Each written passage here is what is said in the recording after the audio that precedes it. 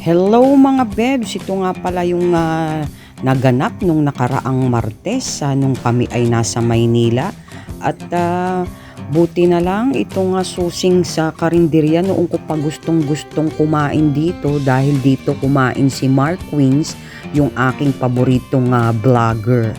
Kaya yung habang nagbablog siya nito ay natakam ako at eto na ako sa harapan, napuntahan ko na.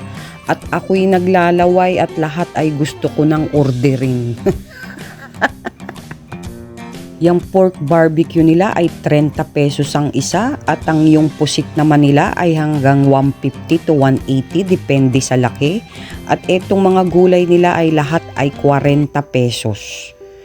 So in-order ko yung mga gulay na yan, pwera lang doon sa gata at baka ako ay magpurutot habang bumabiyahe. At syempre nag-order din ako ng liempo at nag-order din ako ng tilapia. So yan ang mga in-order ko at itong kanilang adobong atay. At yun ang request ng aking anak. Sabi ng anak ko ay napakarami ko raw in-order. Para daw akala mo ay ang lakas-lakas kong kumain para naman daw akong ibon kong kumain. So ayan nga ang mga in-order namin. Wala pa yung iba dyan, yung liempo wala pa dyan. At yung barbecue natin. So ayan na, parang kompleto na ba? So at meron ba yung silang palibreng pasabaw? Sabi ng anak ko hindi naman daw namin kayang ubusin yan. Pwede naman i-take out at iulam din pagkatapos niyan sa gabi. Para hindi na rin naman ako magluluto. Kaya ang sabi ko nga sa anak ko, pasalamat ka at maraming pagkain sa harapan mo dahil ako noon ay namumulot pa para lang makakain ng masarap dahil ako'y namumulot sa mismong basurahan. Ay, para na naman tayong maalaala mo kaya rito, sabi nung anak ko. Dahil paulit-ulit ko na lang daw kinukwento. Pero totoo yun mga bebs. Tayo ay dating scavenger ng mga pagkain, tirador ng mga pagkain tira-tira. Dahil matagal din ako dyan sa Manila, dyan ako lumaki. Dyan ako nagkaisip at dyan ako naging tirador. Kaya lahat ng kalokohan ay alam ko dyan dahil laking Maynila ang inyong bebs. Shout out dyan sa mga kababata ko dyan sa Manila na mga parang bungo na ngayon. Shout out dyan sa mga kababata kong sumali sa contest ng paramihan ng mga anak.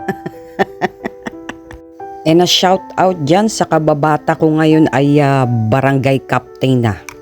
Sana kung ako'y mapapatrobol dyan sa Maynila ay ipadrino mo ako.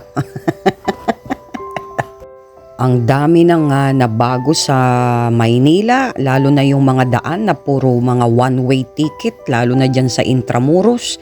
At yung sa mga gagawa naman ng Google Maps na yan, pambihira kayo. Sinundan ko ang step nyo, ayun, naligaw kami. Napunta kami sa one-way ticket.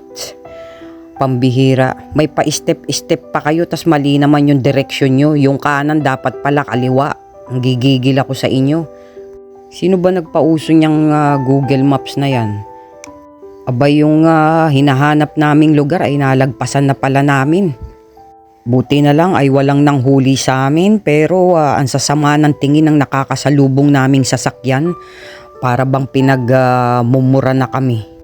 Dahil wala kaming alam na one way pala yung daan. Ang hirap maging tanga sa lugar na kinalakihan mo na doon ka lumaki pero ang dami na kasing pagbabago. So itong Susing's Karinderya ay nandito sa tapat lang ng Petron sa may Subel Rojas, corner ng Dian Makati. I-google nyo na lang para maligaw din kayo.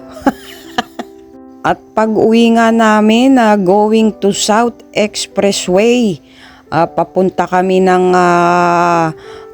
Cavite, ay sus Mariano Garapon na napakahaba ng traffic. Going yan to Makati EDSA, mga bebs. Makati EDSA.